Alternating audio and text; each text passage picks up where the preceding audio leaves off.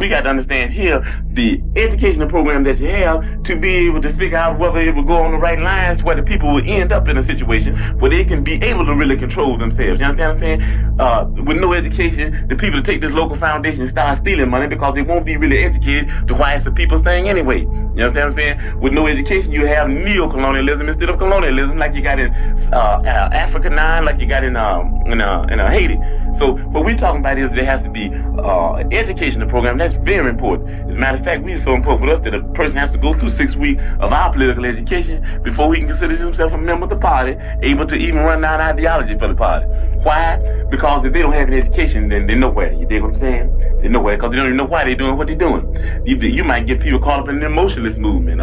You understand me? You might get them caught up in because they're poor and they want something. And then if they're not educated, they want more, and before you know it, they'll be capitalists, and before you know it, we have Negro imperialists. This educational process is necessary, and it's the people that will cause the revolution, and it's the people that will cause the change in the country. It's simply the vanguard of the revolution, and we plan to teach the people the strategy and the necessary tools to liberate themselves. So I just wanted to say a few things for the sake of time. First and foremost, rest in revolutionary paradise to Queen Mother Assata Shakur. I was introduced to her about 15, close to about 20 years ago. And our stories were so similar, being that, you know, she self-professed, you know, she just lived the Black woman experience and decided to do something about the things she didn't like about it, you know, the Black experience as a whole.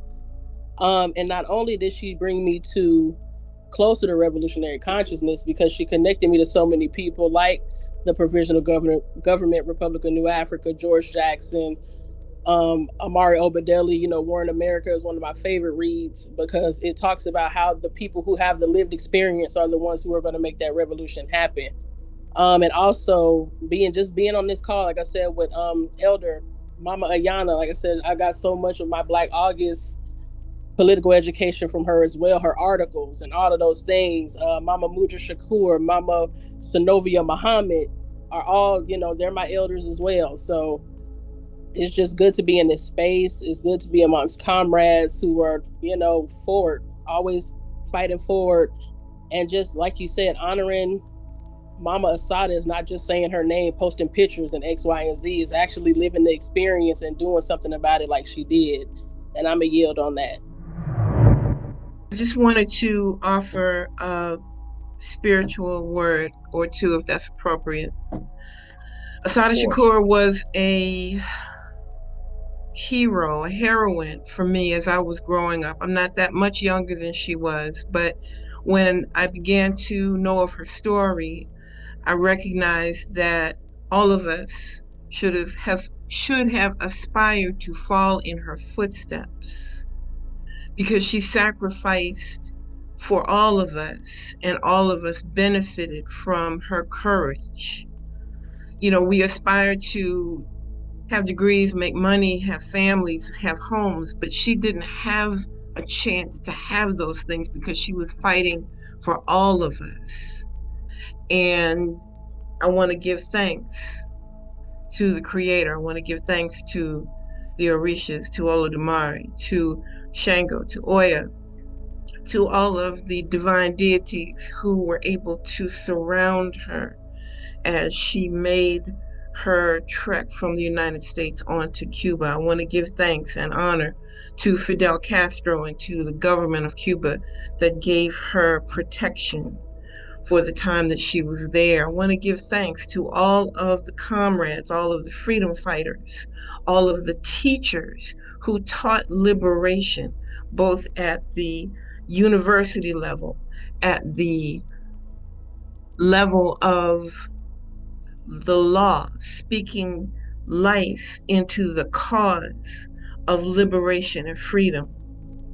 We have gone a long way from the time of Jim Crow through the end of the civil rights movement. And now the country and the world, in fact, is regressing back into neo-Nazism, into racist violence. And their intention for us is that we die. They think they can live in a world without Black people, but Black people are forever. We are the heart of the culture, our textiles, our music, our creativity, our literature, our heart are the very core of humanity because we are the original people. And so Assata Shakur embodied that so beautifully. She was lovely, she was feminine, she was strong, and she stood for a concept that Mutulu Shakur also iterated in his speech. We have to love each other and support one another. All of the class differences, all of the ego trips have to stop because our survival depends on building coalitions, creating schools, sustainable food sources, care for our elderly, and our spiritual life depends on us dropping all of the divisions and looking at each other as a divine vessel of the spirit. So I just want to thank you for having this event tonight. And I'm going to stop crying so I don't cry. I'm going to stop speaking so I don't cry. I'm sending love to the whole group. Thank you. Assata Shakur helped shape and mold my political and class consciousness. She's responsible for waking me up from the slumber that I've been in for so long. In Baltimore City, we're dealing with a lot of social degradation, economic strangulation, right? Our fight, Assata Shakur kept our oppression in the forefront of our mind. You know what I mean? She basically was saying, like, if we normalize oppression, the more we do it, we grow tolerance for it. And that's what we see going on today amongst the Black community. Imperialism is our greatest fight. And she said, basically, in order to defeat imperialism, we have to become internationalists, because imperialism is an international system of exploitation and oppression. Currently reading the book Blood in My Eyes right here. You know, it's a very important book. And as we know the history, Assata Shakur was in constant contact with the brother George. We gotta carry on our legacy. We can't let her legacy go in vain. We gotta continue to fight. The sister was speaking very beautifully about the embodiment, the revolutionary spirit that she embodied, and how, you know, every woman should at least try to live up to, or measure to at least, you know, to where she got intellectually on the international stage. You know what I'm saying? It's just heartbroken, man, that a lot of Black people didn't fight as hard for Assata as they should have. We have to continue to raise the political consciousness of our people. And we're getting there. We're in a time now where we're in a state of civil war. So we gotta be prepared. You know, I want to thank Cuba, Che Guevara, Fidel Castro as well, because throughout our history of struggling against U.S. imperialism, they have been our most loyal allies. And it wasn't just Assata Shakur who Cuba gave political asylum to. It's hundreds of brothers escaping persecution, right? It's a beautiful thing, and I appreciate brothers coming together in, you know, remembrance of her legacy. And I land with that. G-Love. I'm an elder here, so I learned about Assata in the mid-1970s when I was still a young person who was attending college and organizing around our human rights as part of the Pan-African Student Union at San Francisco State. And I then became active with the Black August Organizing Committee as one of the founding members. And we embraced our political prisoners, prisoners of war, and exiles as part of our intentional educational process with community to build an awareness of revolutionary and resistance, self-determination, and self-defense in our community. So I began working with an educating community around Assata's case, and then her movement into liberation as part of our work with Black August and part of the National Black Human Rights Coalition that was a national organizing arm of the Republic of New Africa that, as we evolved and grew, became the Malcolm X grassroots movement initiated by Baba Shakur Lumumba and Mutulu Shakur and people like Ahmed Obafemi and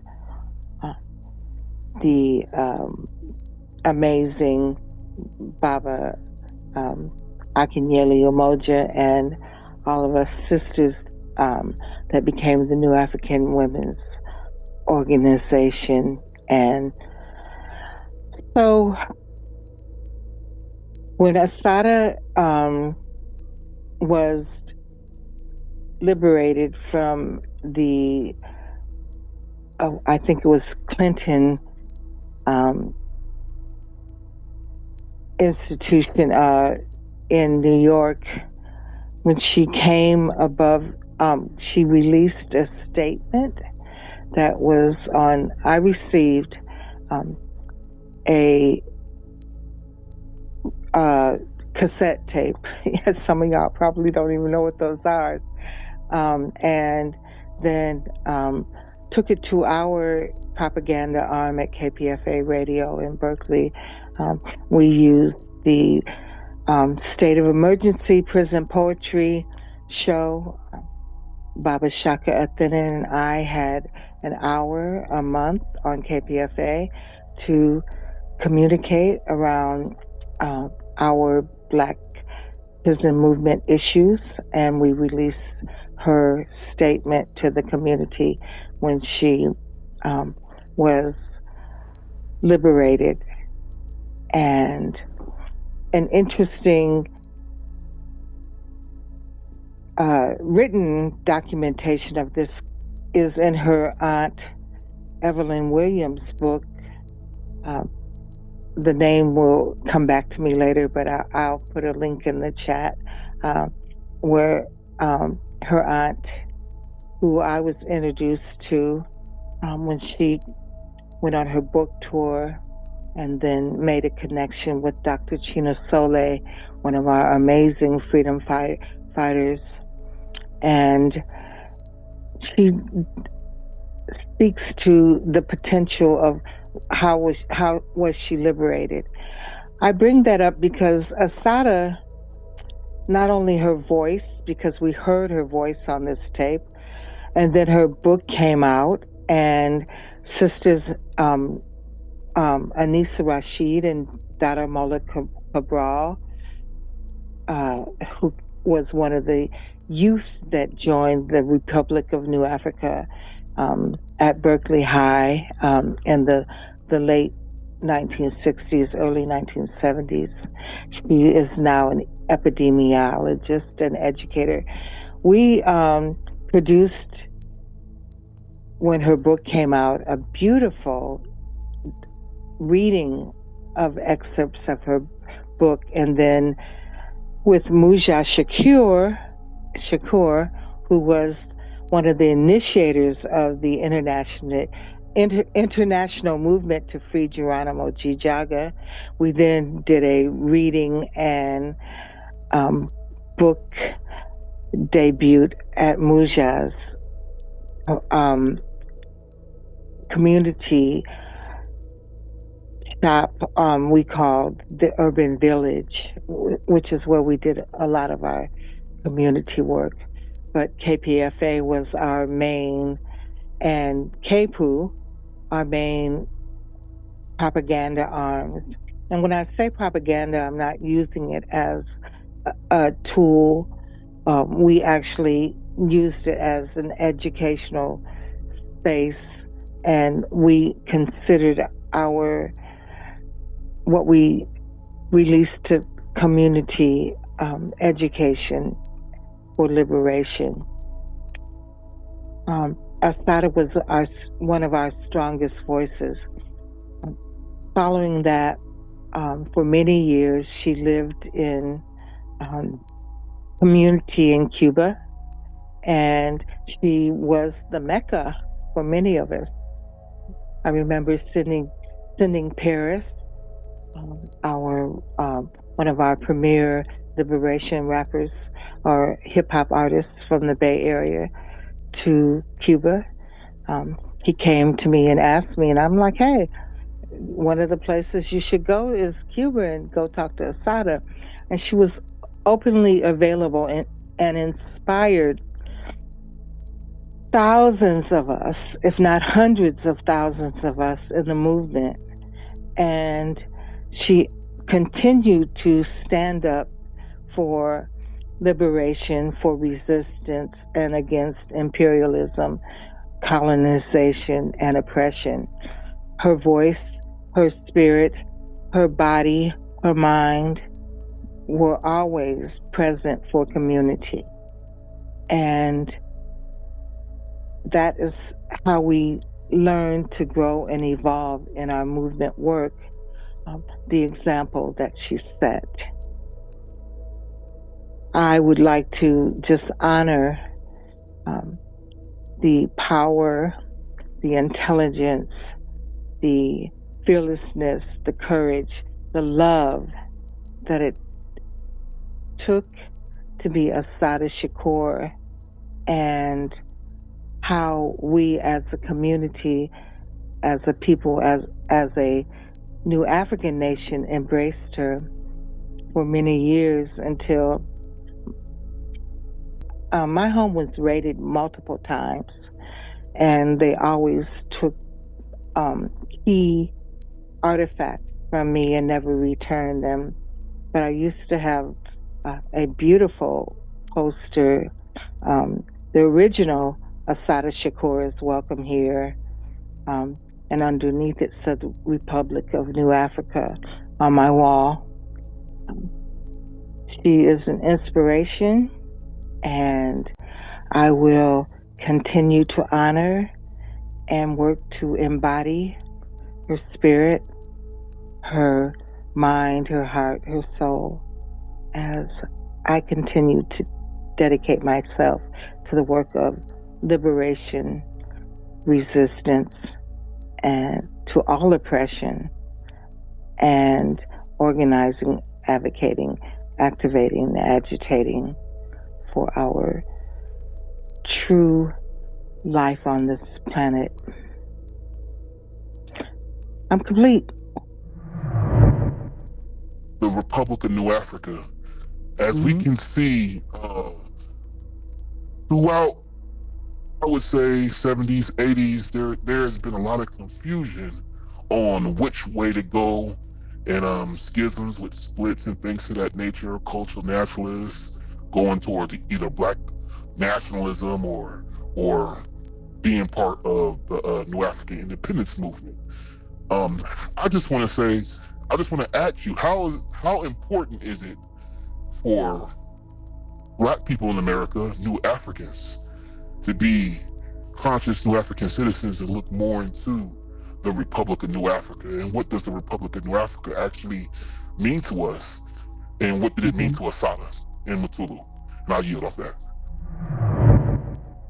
You know, we had several what I call factions in our movement.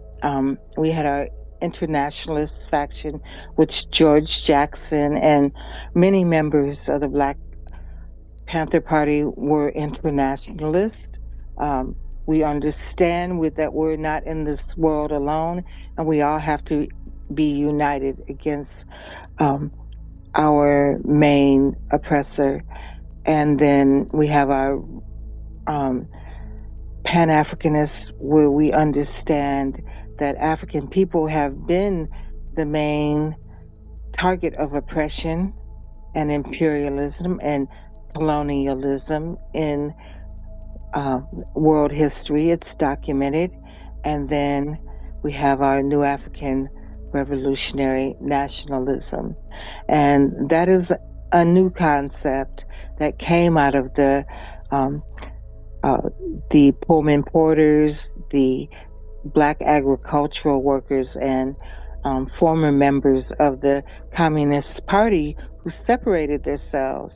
Paul Robeson, Queen Mother Moore, and then the Obadeli brothers, Gaidi and Imari Obadeli, were some of the more prominent members, and then that movement grew. And one of the things they found is, and I learned this specifically from Baba Imari Obadeli and Baba Shokwe Lumumba, who I was allowed to interview, and they were my elders and my mentors in this movement. And they were very clear that we as a people are unique in the political structure and ideology of African people on this planet. And we are unique in our cultural practices, our political ideologies, our resistance movement, and even our sociological, physiological, and psychological experiences. Never in the history of this planet, documented history, has a people been so broadly separated and then had to evolve in our mental, emotional, physical, spiritual evolution. And they saw us as a people. The name that they chose in the first convention was the Republic of New Africa. Who was present there? There were Mabel and the Williams family. There was Malcolm X's wife, Betty Shabazz. There was representatives of the Black Arts Movement, including Imari. Sorry, y'all. I actually came into this meeting from a long period of rest from a long work retreat. So saying that, I'm not prepared to do a lesson, but I would be glad to give you a lesson.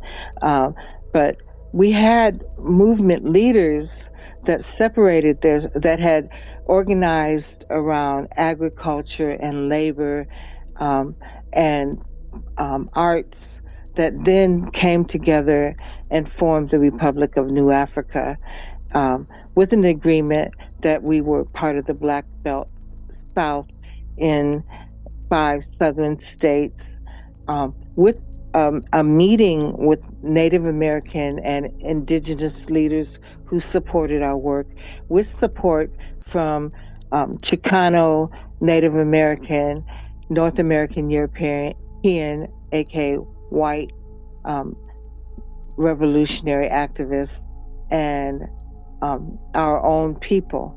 And we had a convention, and we formed the Republic of New Africa.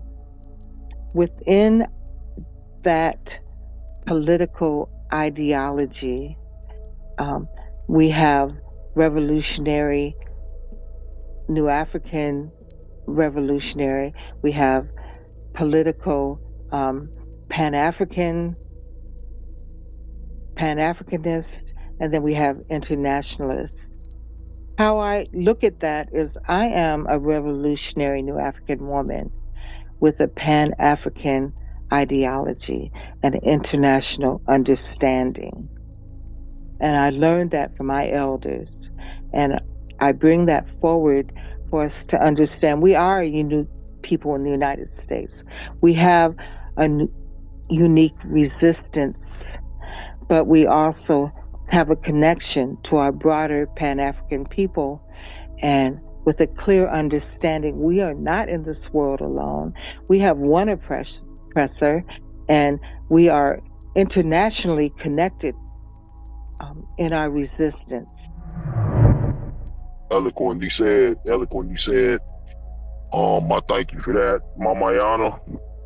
One of the things that I was speaking on earlier, I was expounding upon the history and legacy of Sister Assata, is traditionally we have had intersections of liberation, intersections of organizing, intersections of education, and intersections of mobilization against the same oppressive force, the same system of global white supremacy and the same system of global capitalism, and its imperialist manifestations, both domestically and abroad.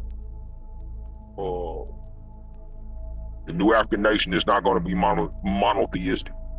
It's not going to be monolithic. It ain't going to be no one type of person.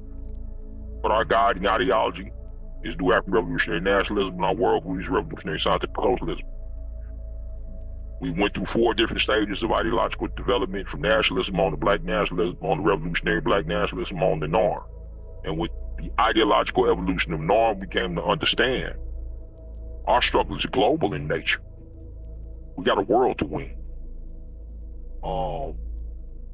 When I was serving in the People's Republic of New Africa's self-defense forces, particularly New African People's Organization, NAPO, I was Chokeway security for at least 4 years, right there in his office in Jackson, Mississippi. And I saw with my own 2 eyes, through that experience and throughout my entire experience and struggle, there are intersections that don't care nothing about skin tone that are necessary for our success. Assata understood that. Fidel understood that. Che understood that. We understand that.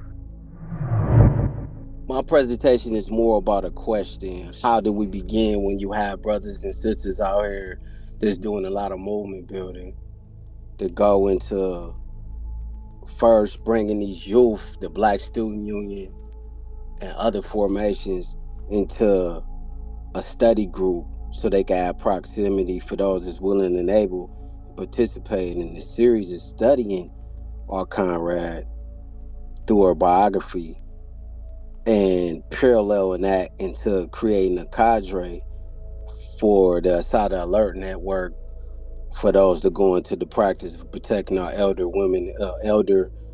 our elders, women, and children, based on the Assata Alert Network focal points. Because what's going on right now is we need these type of action items. We need these type of facilities, because you see our sisters that's missing. You see our young Black men that they saying hung themselves on trees in Oakland and other states alike, and they tell us that, oh, they hung themselves. So when we talk about liberation, when we talk about resistance, earlier, comrade, you said that they the face sheet of resistance. So that's what I would like to see. How do we take this and make it about a purpose? As we always say, unity with a purpose, and go into action and formation right now, because it's needed. The Assata Alert Network is needed right now. As you are aware, and probably several of you that's inside of this discussion that we're having right now, especially those of you who are comrades, we've initiated a national platform called the New African Workers Union, which allows us to organize around every single effort that would constitute an independent nation. Just real quick, Minister King, as you said, the question you asked is how. Like, how do you do it? We already have the blueprints. We already talked about how to do it for years. At this point, it's about getting serious people and actually doing the political line and initiatives that's been laid out for years. That part. You know, if people are serious about revolution, like the elders say, they would do something about it. And at this point, there's a lot of distractions, a lot of clout chasing, a lot of entitlements, titles, and all kind of things is going on now besides the actual work being done. You know, so the Nawu is what we created. We have many more initiatives that's been modernized for people to get involved. And at this point now, it's just up to the people. We have the educational institution. We got a lot of work. We got a lot of programs. But us as revolutionaries, or us as whatever you want to call us, our job to influence people and teach people, orientate and indoctrinate people to do these things. But it's still ultimately up to the people too as well. And I yield off of that. I agree with that. Revolutionary nationalism as an ideology is not widespread nationally amongst our youth. If you ask anybody in Baltimore, I'm talking about from the age to 12 to 20, they're not going to, a lot of them, and I have done this, and they don't know nothing about the Republic of New Africa, never even heard of it. So I understand what the brother's saying. We have to reach the youth. And the organizations that you have enumerated, it's laying dormant. Revolutionary spirit is laying dormant. It's the fault of the vanguard if the people are not prepared for revolution. That part. I agree with you. Right? That we part. have to understand that. So that means that it's to put everything we have in this to try to reach the youth, which is the face of the revolution. Also the reserve unemployment group, right? The proletariat, right? The hard-working people that get up every day. These are the most revolutionary sectors that we must be geared towards. The college students that's coming out of college. We need to be going to these college campuses. Yes, sir. Yes, sir. We need to be. These are the places where we need to be. And I talked to the brother Coxie. We're going to start establishing public speaking in Baltimore City, different college campuses, right? Because the revolutionary spirit is laying dormant in Baltimore.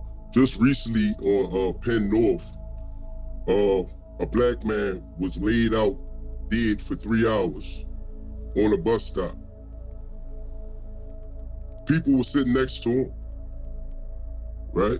People walk right by. So the normalization of our just death has become so normalized, brother. We are in a crisis.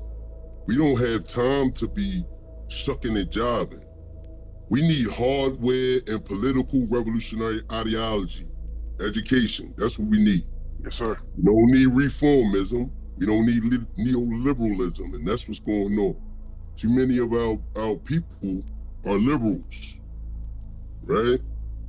And one of our downfalls, I like to say, is the mixed bag ideology. That was one of the faults of the Black Panther movement. We cannot have a mixed bag ideology where brothers thinking that this economic system is the best. No, this economic system is the best. We need a shared ideological facts, right? Now, this is why we are laying dormant. Within the Republic of New Africa, we have so many different ideologies, right? Nobody is on one accord. I just want to read this one thing out of the George Jackson, Blood of My Eyes, if that's not a problem. Go ahead, brother. Go ahead. All right. And this is very important. We got to understand this. The government and infrastructure of the enemy capitalist state must be destroyed to get to the heart of the problem. Property relations. I'm gonna stop there. Property relations, if we're not changing that, we're just wasting our time shucking and jiving. I don't care how many programs we create. We need to change property relations and seize the state apparatus and make it serve the interests of the people and not the capitalist elite. I'm gonna go full. Otherwise, there is no revolution. Reshuffle the governmental personnel and forms without changing property relations and economic institutions, and you have produced simply another reform stage in the old bourgeoisie revolution, right? Bourgeois revolution. So this is what we see today. We keep voting for the same politicians. We are reshuffling, right? Participating in our own oppression, voting, right? And nothing is changing because we haven't touched property relations. Unlike the normal community development initiatives that you would see anywhere in this country or abroad, what we seek to do is create independence where we are not dependent for anything from them. As we delink, they lose what we link to. Debt, profit, white slavery. We alter, change, transform the relationship between us and the productive system. This is the very definition of revolution. Oh my gosh, just such an amazing, beautiful soul. Her sacrifices and contributions to the ongoing struggle that has not improved, it's actually digressed. I mean, we have not made the progress that we should have made. I mean, you know, they would say, I've heard people say, Malcolm came when he came, or when Assata came. They came on time. They came when they were needed. They planted the seeds. We just haven't, as a people, acknowledged and empowered ourselves. I mean, all we have to do is look at the attempts that white America and everyone else continues to try and put their foot on our neck to keep us down, because they know our greatness. We just need to figure it out and stay united. Stay united. We talked about the youth. They are of a mind where they can make a change. They acknowledge their voices. They know their power. We just need to have the correct narrative out there for them to be able to follow and understand. There's just so much that we need to do, but we need to be doing it. We're talking, and you know, 47 or whatever number he is taking us backwards. They are making it. Our struggle is so palpable. I mean, it used to be something we thought maybe it's real. It's everybody is up against it. They are cutting programs and benefits that are making people destitute, and what happens is then people come to crime. The other thing is you know, we have to make aware that people, we talk about the school to prison pipeline, but people really need to understand like what that looks like. I mean, so when you have school age children that are going to school and they start labeling them behavior this and disciplinary that and this, that, and other, they are already marking them for that for the prison. And so, you know, look at the prisons. You know, they're going to these prisons. They can't read. They can't write. They're uneducated. They are desensitized to crime. And just interestingly enough, my husband went through maybe a victims awareness class or something like that. And, you know, he had been in prison 40-something years before he really was introduced to how other people were impacted by the crime. It wasn't just the victim's family, the first offenders, all these other people, and the trauma that you hold. We are holding so much trauma from just so much. You know, you look at the TVs and different stuff and all this stuff, and it's like we see it so much that it's just like, oh well. First thing is, were they black? Okay, if they weren't black, you know, I mean, and so we really need to just stick together, stay united. I've heard several people mention individualism. We have to. There's no room for that, because they're not paying attention. They're getting all women. Black women are the most unmatched race on the planet. Our men are incarcerated. They're dead. They're on drugs. They have diminished them to a point to where they don't even want to try and show up because they feel like the decks are stacked against them. And I remember telling my husband, you know, because I was so frustrated, you know, I don't want to be that angry black woman that's always bitching and talking shit, but the struggle is real. And so with that, I'm going to yield. It's great to hear and see all of you beautiful people. One love. Free the land, comrades, revolutionary greetings. We give thanks to the great, the almighty Chukwu and the ancestors for allowing us to understand and show love to Mama Assata. And although she's gone in the physical form, her spirit is still here walking amongst the masses. And I was introduced to Assata Shakur, I say like 7 years ago. I used to see pictures of her on like on TV or like on internet, but I never understood who she was until I read her book like other people did. And it really changed my mind on how I look at things through a revolutionary mindset. And she was one of the ones that helped me, move, on this path, because I didn't even know what I was doing. I just looked at revolution as just, holding signs or saying Black Power or all this other stuff. But I understood that it's more than just saying Black Power or all power to the people. You really had to put your foot down and make changes in your community by, resisting oppression, building infrastructures to help your community, especially for the youth and the elders, and to educate and agitate and make things happen with the people. And I yield. This is Mama Ayana Mashama. I really love that, Brother Jelani. It opens the way for me to speak to strategic unity. I've been thinking about this for a long time, y'all.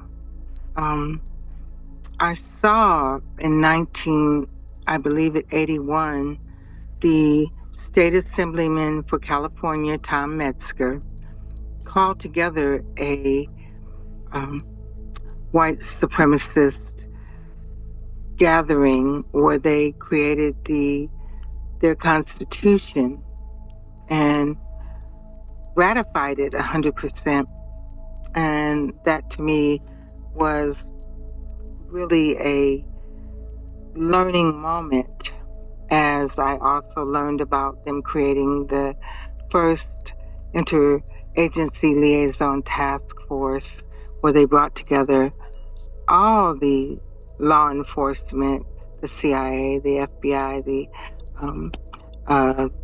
state, local, city, and corporate armies and organizations. Let's just put it like that. And I'm like, okay. I never knew there was corporate armies, right? And of course, at that time I was leading the prison law desk of the community law office. And one of the things by 1985 we decided to do nationally was bring Black August underground. At that time, they were taking our leaders and putting them in segregated housing units. They were they were doing the gang roundups. Most of y'all probably weren't born, but some of y'all were.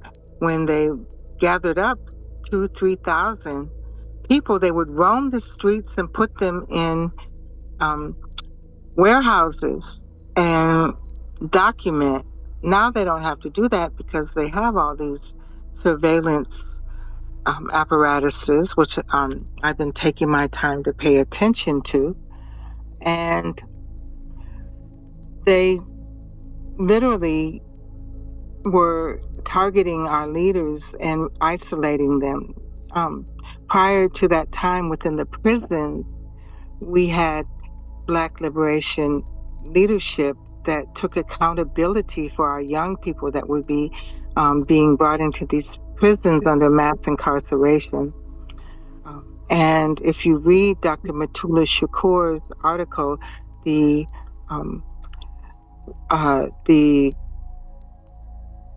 genocidal effects of counterinsurgency and low-intensity warfare on the new African nation, Dr. Shine's 24-point program for behavior modification, if you review that right now to this day, you can see that's been implemented into Project 2025.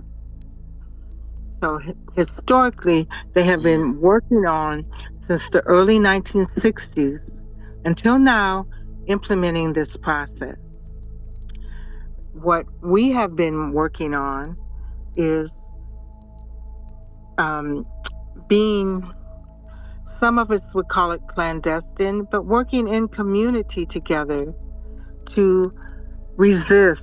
And I believe resistance is sacred work, and however your belief system comes in, we have to understand that we have to bring in our resistance tactics to our mental, emotional, physical, financial and material, and spiritual practices. And one of the ways we have been doing this is by not only bringing in our ideologies, but working on healing the trauma that our oppression brings upon our people. Because if I'm recovering from rape, being beaten, being arrested, being tortured, being criminalized, my neighborhood being saturated with chemical warfare, it is really difficult for me to grasp, let me say it like this, it can be difficult for me to grasp the level of education and knowledge, information that we have been bringing into our community. So we have to also, within our level of resistance, create spaces and places to heal. These are the places that I, as a movement leader over these decades, have been most effective. And where we can, when someone's mind clears, evolve the work that we're doing together.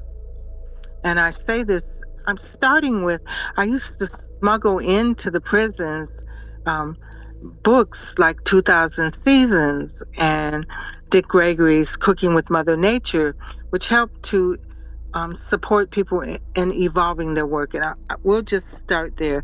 But as we went underground, because we have to understand we can't be putting everything we have on these platforms anymore. These one-on-one conversations, these gatherings, these retreats, these organized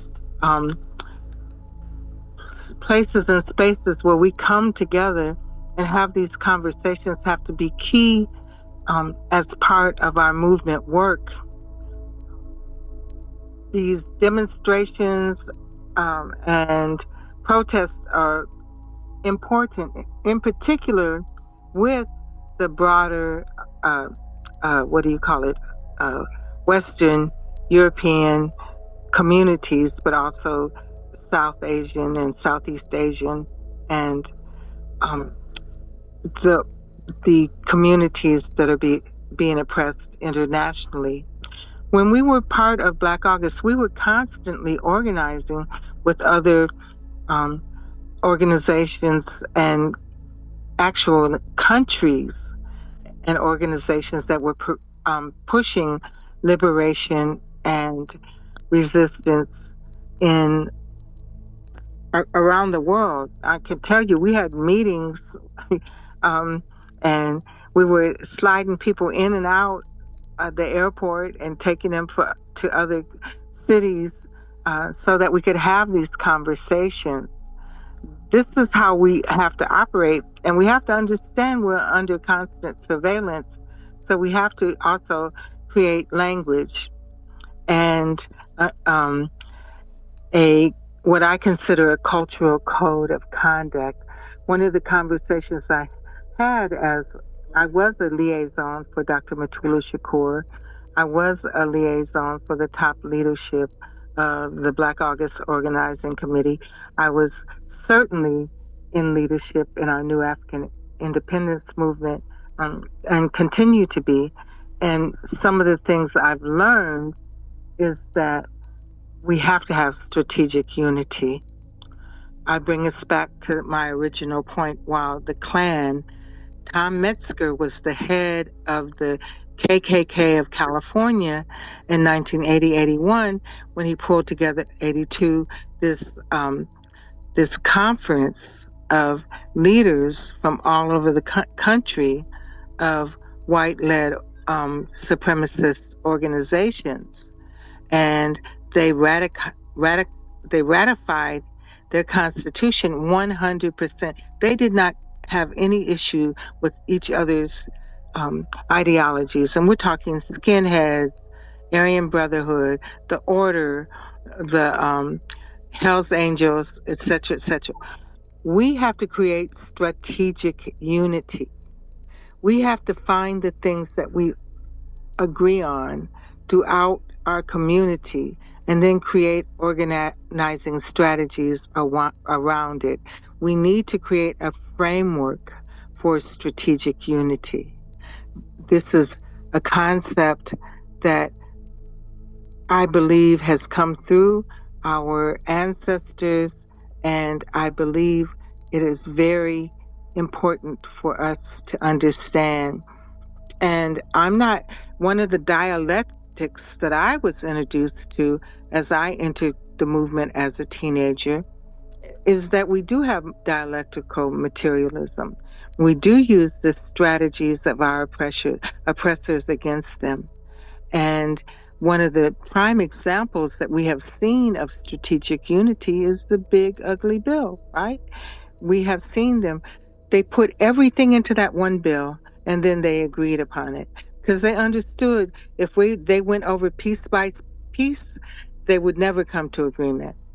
So I'm not saying we use that, but we have to come to strategic unity, and we have to have, as Dr. Matula Shakur taught me, and other of our political prisoners and prisoners of war, that we have to create an understanding together about how we're going to work together.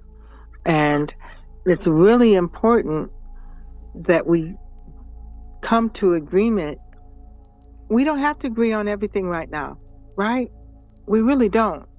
But we do have to agree on some major things if we are going to move through this in an organized and strategized way that prioritizes our well-being as a people in all aspects of our society. That includes coming to these cultural codes of agreement, or whatever name we want to put on it. Back in the day, it was the street code. And this is where Matulu started as he taught me. One of the other things that he brought to our community, surprisingly, that became the Million Man March and the gang agreements, was the understanding that our young people, our people have gone through things that they feel they can never be forgiven for, that have created this sense of devaluation and disengagement, that we have to let people know, no matter what you've done, you are welcome. One of the things I learned from the BLA is that love is the foundation of our movement, and it is where we bring people in. We cannot sit in judgment of one another. And I agree, as we use these concepts that have been introduced, and to me, communism, revolutionary, Western revolutionary ideologies, let's call them that, we have to look at what our community needs based on our culture, our understanding, our experience, our history and our historical analysis of who we are as an African people in this country, as a new African people in this country. I'm complete. Our relation go back to George Jackson and they two relationship. We know not what a woman and man speak about, but when they speak, these two spoke of substance. That in which George Jackson led a movement behind the walls, which connected us all. Because I'm a new African Revolution nationalist, and at the same time I am also know what the recent things that we have grown to, just like we speak of novel. Novel is the existence that comes out of the brain cell of George and teaching us, hey, we're socialism. We scientific socialism, meaning we speak and agree with those with the progressive mind, wherever they may be. And that's the unity. When the brother was talking about Baltimore, it ain't a discouragement that one speak about them, but we the people have to go out in the streets. Go out there and deal with them youngsters. Don't be scared of them. Talk to them. A youngster realize when somebody is authentic and speaking the truth and believe what they say. It's easy for them to calm down and understand you at that point. What we have to do is create in every city we are and bring about youth programs. Youth programs that they can participate in the aim, dealing with, growing food. Go back to the Mother Earth and bring the children with you. They have something to do. And they be occupied themselves from the poison that's in every one of our communities right now, that's led by white supremacy putting it in there and allowing it to happen. We see all this. When you understand material dialectics and dialectic materialism, you understand we are universe in and of ourselves. George didn't do what he did. He did what he had to do at the time he existed. But he left us a legacy and blood in our eye. And those that come after that could see that he spoke universally. And we have to speak universally to our youth. We got to speak universally to us. We had to get out there and go to the colleges that was spoken of early. We had to go with the more intelligent youngsters in each encounters of these Black student union officers across the country. Let them know, hey, we have something you could learn from. Now, something you could learn from BAOC. These things right here matter. We could go back to what's been spoken of the artivist. The artivist is an individual that seek out a specific area and bring light to it to all people. And there's various types of artivists. So we don't have to speak what we not do. Each one of us is an artivist that's on this call. Now, near one of you individuals is not an artivist. We all are in the various areas we are. as the brother spoke about earlier, unification, unification come with due diligence. That's what we have to focus on. In the meantime, we still got to focus on to make those that represent our cities and state be held accountable.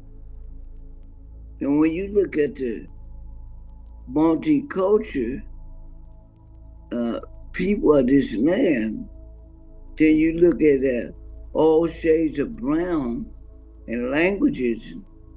One thing you have to realize, white supremacy is out there to control all of it. We are not to be in control. We've been on this land over 400 years. We still exist. I come from the birth of, you could speak about Nat Turner, DeMar Betsy. You know, I come from that spirit, and those that believe in what I believe in come from the same spirit. When people speak of ideology, I understand that.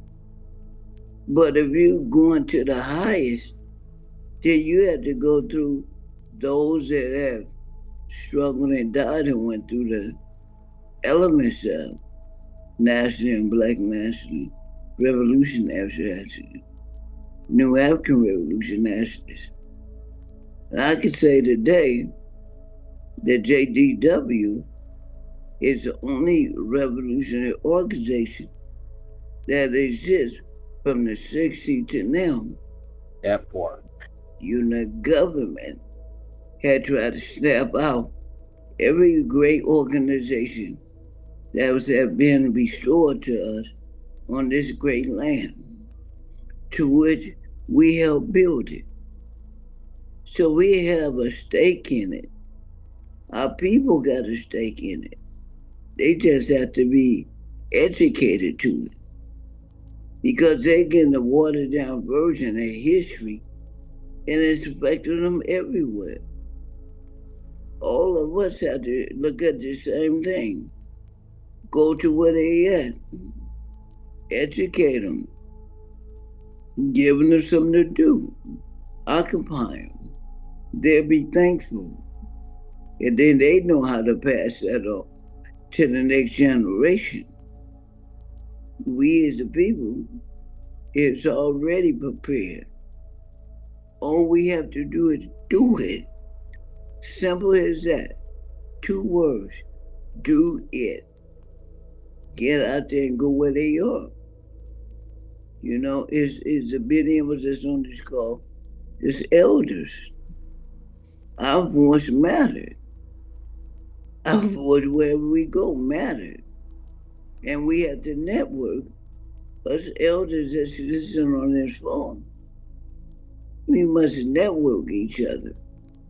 Know what each other doing in different areas. And I say this here strongly. That Assata network is something that needs to be in every part of the country. Because our kind is being killed and murdered across this country. We have to have somebody out there, investigators, to look into that. You know, reporters and stuff, those is up there reigned by the capitalist system, and you go report it. We have to report it. Like the brother said earlier, we got every apparatus that's out there. We need not go nowhere else. And we need to just implement it. I'm a man sitting in a wheelchair, and I'm willing, when I get wheels, to go to every college in the state of California, passing out leaflet like they did during the passing time, which was effective. Go to the college camps, mingle with them, understand them, talk to them, educate them. They be more rewarded for what we bring than what they're actually going to college for. It brings about unity of people. Asian ain't no different than me. Hispanic ain't no different than me. Indians ain't no different than me. Whatever nationality they come from abroad, they ain't no different than me. People of color, like they said, we had to be like we was in the 50s and 60s. We got to also remember how the Garvey building movement and the government helped just sabotage and destroyed it. It wasn't from us, it was from our adversaries, our enemies. We all enemies of the state. With the knowledge we have, you have to act on it. Do like Sister Assata did. Implement, act on it. Do what must be done. Because within all of us, we are revolutionary. And we have to recognize we have guerrilla revolutionaries too. Just protectors all over the country. It's just all about implementing, and stay focused. We all could do what we could do right now. It ain't no time to waste when you got the orange guy sitting up there and trying to take everything from everybody. We have to realize that. I yield. And thank all of y'all.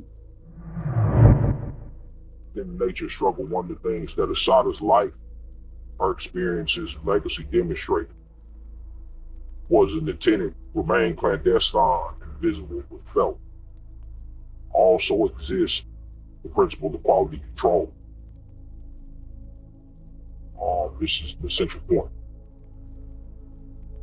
It's one that needs to be understood. Revolution is an exact science.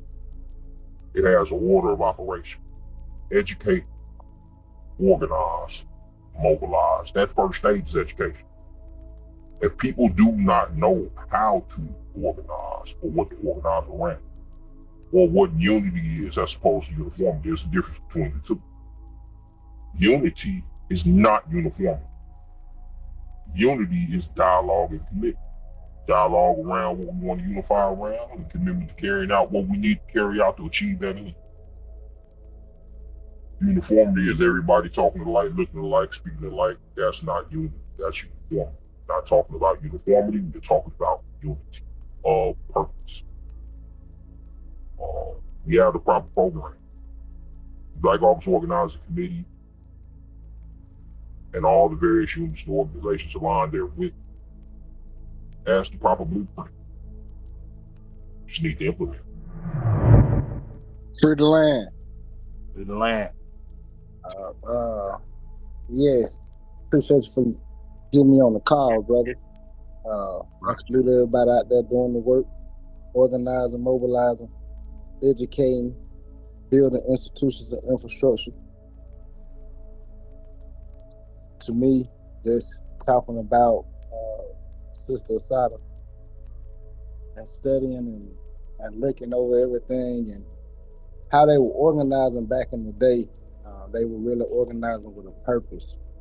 And sometimes in these days, a lot of people don't really have a purpose. It's really because of past glories or titles or want to be seen or heard.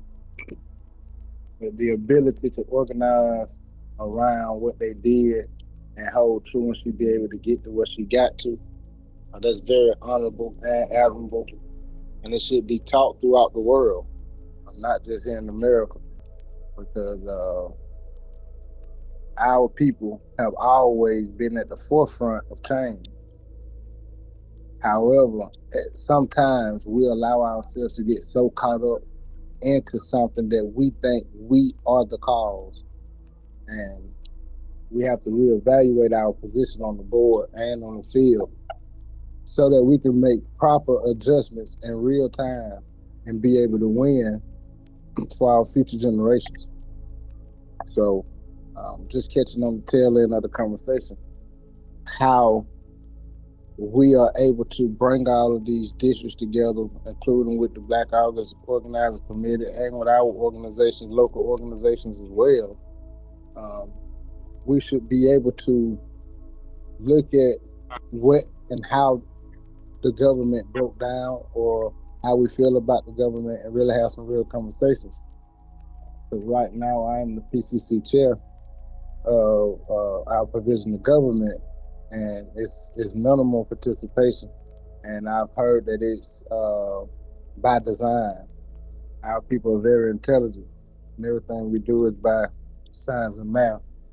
And I want to be able to talk with more people, get around more circles, let us understand what we're here to do, so that we can move forward in solidarity and bring a lot of things together. That's how we get different districts and different people together. Well, that's how we had been doing it. The House of EFL, House of Education for Liberation, we have platforms already existing to meet the needs of a population that seeks genuinely, seriously to make a contribution to transform the nation structure, and not simply this society, but this world. One thing that history has taught us is where social cooperation is strong, state power and oppression is weakened. We currently live in a time where overt fascism is taking control of all the mechanisms of state power.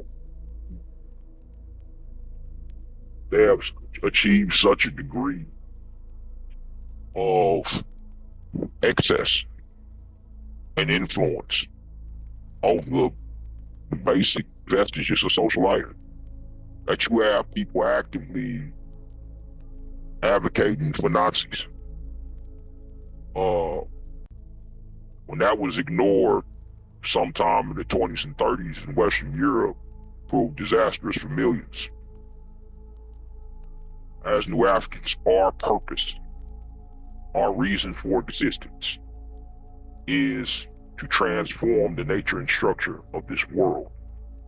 How we go about doing it is predicated upon the institutions that we build where our feet are standing at, our communities. This is the idea that spawned the New African Workers Union, Citizens Initiative. We saw that our New African nation was not organized.